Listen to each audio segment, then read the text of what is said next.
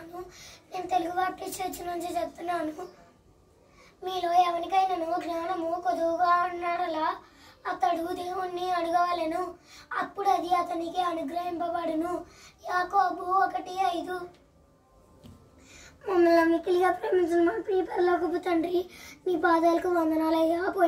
పోయిన సంవత్సరం నుండి ఈ సంవత్సరం వరకు మమ్మల్ని కాచి కాపాడినందుకు మీ పాదాలకు వేలాది కోట్ల అన్నాడు ఏసయ్యా.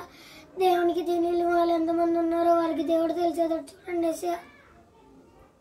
వాళ్ళకి మంచి జ్ఞానం దయచేసి వాళ్ళని దేవుడు తెలుసుకుని నిజమైన దేవుడు తెలుసుకునేటట్టు చూడమని వేడుకున్నాం ఏసయ్యా.